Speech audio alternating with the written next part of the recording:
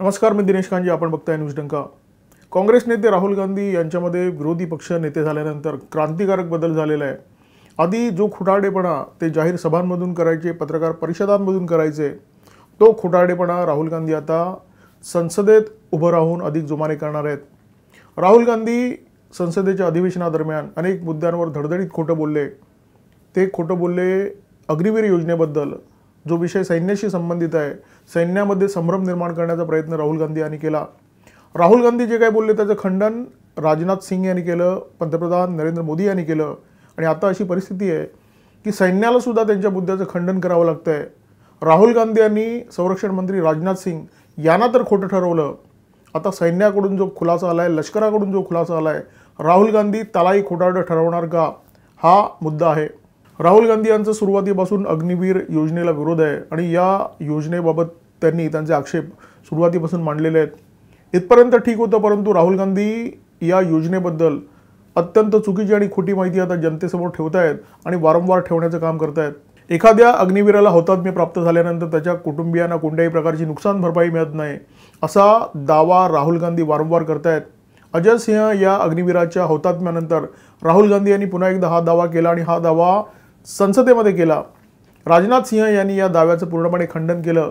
अजय सिंह यांच्या कुटुंबियांना 1 कोटी रुपये देण्यात आलेले आहेत, असं राजनाथ सिंह यांनी संसदेमध्ये स्पष्ट केलं. राहुल गांधी यांचा आरोप त्यांनी पूर्णपणे फेटाळला. हा आरोप खोडसाळ असल्याचं सांगितलं, ही माहिती चुकीची असल्याचं सांगितलं. आता राजनाथ सिंह हे देशाचे संरक्षण मंत्री आहेत आणि लोकसभेमध्ये उभे राहून ते ऑन रेकॉर्ड सांगतायत की अजय सिंह यांच्या कुटुंबियांना 1 कोटी रुपये देण्यात आले. तरीसुद्धा या खुलाशानंतर राहुल गांधी यांचं समाधान झालं नाही. राहुल गांधी यांनी त्यांची टेप पुन्हा एकदा वाजवली आणि राजनाथ सिंह खोटे बोलतायत असं राहुल गांधी म्हणाले. एखादा अग्निवीर जेव्हा हुतात्मा होतो तेव्हा त्याच्या परिवाराला जेव्हा सरकारतर्फे रक्कम दिली जाते तेव्हा अर्थातच ही रक्कम रोकड या स्वरूपात दिली जात नाही.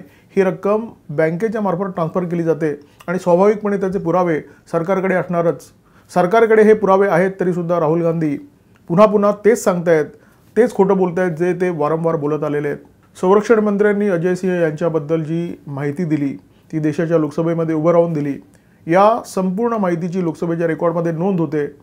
संरक्षण मंत्र्यांनी राहुल गांधी यांचा दावा खोटा ठरवला तरीसुद्धा राहुल गांधी यांचं समाधान होत नाही. ते संरक्षण मंत्र्यांनाच खोटं ठरवत आहेत आणि त्याच्यामुळे या वादामध्ये आता नाईलाजाने लष्कराला उडी घ्यावी लागलेली आहे. लष्कराच्या प्रवक्त्याने स्पष्ट केलेलं आहे की अजय सिंह यांच्या परिवाराला आतापर्यंत 98 लाख रुपये देण्यात आलेले आहेत. त्यांच्या परिवाराला आणखी 67 लाख रुपये देण्यात येणार आहेत. त्याच्यासाठी काही फॉर्मॅलिटीज करणं शिल्लक आहे. या फॉर्मॅलिटीज पूर्ण झाल्यानंतर अजय सिंह यांच्या परिवाराला आणखी 67 लाख रुपये दिले जातील. म्हणजे अजय सिंह यांच्या हौतात्म्यानंतर त्यांच्या परिवाराला एकूण 1,65,00,000 रुपये सरकारच्या वतीने मिळणार आहेत. त्यापैकी 98 लाख आधीच देण्यात आलेले आहेत. राहुल गांधी सातत्याने जेव्हा अग्निवीर योजनेच्या विरोधात बोलतात तेव्हा त्यांचा इरादा फक्त सरकारची बदनामी इथपर्यंत मर्यादित नसतो. अग्निवीर योजना बंद पडावी इथपर्यंत मर्यादित नसतो. त्यांचा इरादा काही और आहे. त्यांचा बोलादाधानी कदाचित या देशाच्या सीमेच्या पलीकडे बसलेला आहे. पंतप्रधान नरेंद्र मोदी यांनी राहुल गांधी यांच्या आरोपांना जेव्हा संसदेमध्ये उत्तर दिलं तेव्हा मोदी अत्यंत स्पष्ट शब्दात बोलले. नरेंद्र मोदी यांनी असं सांगितलं की राहुल गांधी जे काय म्हणतात त्याला फक्त बालकबुद्धी असं म्हणून नजरेआड करता येणार नाही. राहुल गांधी यांचे इरादे नेक नाही आहेत. राहुल गांधी यांचे इरादे अत्यंत गंभीर आहेत, अत्यंत खतरनाक आहेत आणि या इराद्यांबद्दल मी देशवासियांना सजग करू इच्छितो. हे देशाच्या पंतप्रधानांचं देशाच्या लोकसभेमध्ये केलेलं विधान आहे आणि हे विधान निश्चितपणे गंभीर आहे. राहुल गांधी यांनी आतापर्यंत केंद्र सरकारवर केलेले आरोप आठवून बघा. त्यांनी राफेलबाबत आरोप केले. राफेलचा सौदा होऊ नये असा राहुल गांधी यांचा पूर्णपणे प्रयत्न होता. त्याच्यानंतर ते अग्निवीर योजनेबद्दल बोलतायत. त्यांनी देशाच्या मोठ्या उद्योगपतींना टार्गेट करण्याचा प्रयत्न केला. ते उद्योगपती जे जागतिक बाजारपेठेमध्ये चीनला विविध क्षेत्रामध्ये स्पर्धा निर्माण करतायत. ही स्पर्धा बंदर निर्मितीबद्दल आहे, कोळसा उत्खननाबद्दल आहे, रसायनांबद्दल आहे आणि लिथियम बॅटरीबद्दल सुद्धा आहे. राहुल गांधी यांचं चारित्र्य असं आहे की खोटं बोलताना ते कोणत्याही प्रकारची लाज बाळगत नाहीत. दिवंगत संरक्षण मंत्री मनोहर पर्रिकर हे जेव्हा मरणासन्न होते तेव्हा राहुल गांधी त्यांची भेट घ्यायला गेले होते.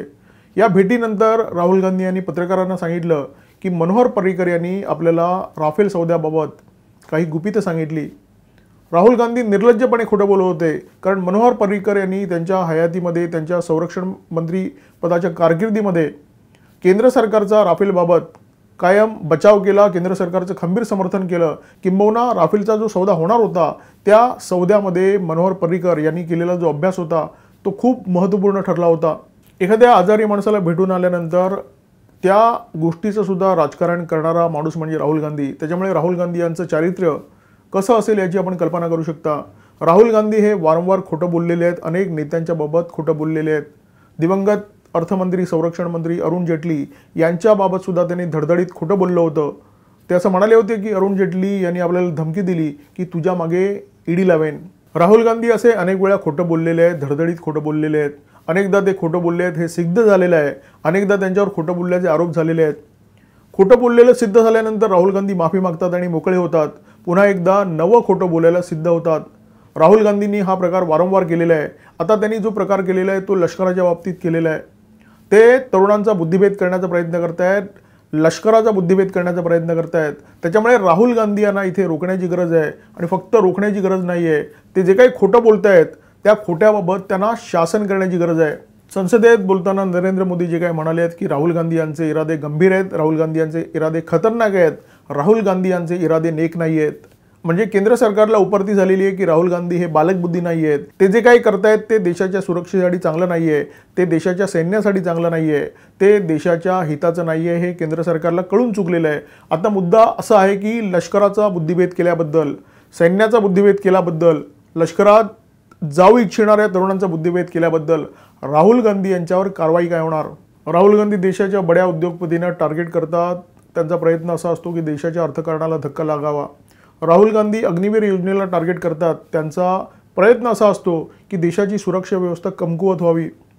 पंतप्रधानांना खुलासा करावा लागला की अग्निवीर योजनेसारखी योजना फक्त भारतात नाही आहे, ती USA मध्ये आहे, UK मध्ये आहे आणि अग्निवीर योजना तयार करताना शेकडो तज्ञांशी चर्चा करण्यात आलेली आहे। तरीसुद्धा राहुल गांधी या योजनेचा विरोध करतात आणि पंतप्रधान संकेत देतात की राहुल गांधी जे काही बोलतायत त्याचा बोलवता धनी कोण? राहुल गांधी जे काही बोलतायत त्याचा फायदा कोणाला होणार आहे? राहुल गांधी जे काही बोलतायत त्याचा लाभार्थी कोण आहे? हे समजण्याइतकी देशाची जनता सुज्ञ आहे। केंद्र सरकारकडे कदाचित त्याचे पुरावे सुद्धा असतील। तर त्याच्यामुळे केंद्र सरकारने फक्त बोलाची कडी बोलाचा भात न करता या मुकाट सुटलेल्या राहुल गांधी यांना पायबंद घालण्याची गरज आहे।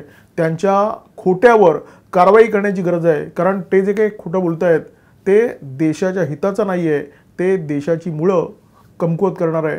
राहुल गांधी यांच्या खोट्याचा समाचार घ्यायला आता लष्कराला या सगळ्या वादामध्ये उडी घ्यावी लागलेली आहे आणि अशी आशा आहे की राहुल गांधी लष्कराला आता खोटं ठरवणार नाही आहेत।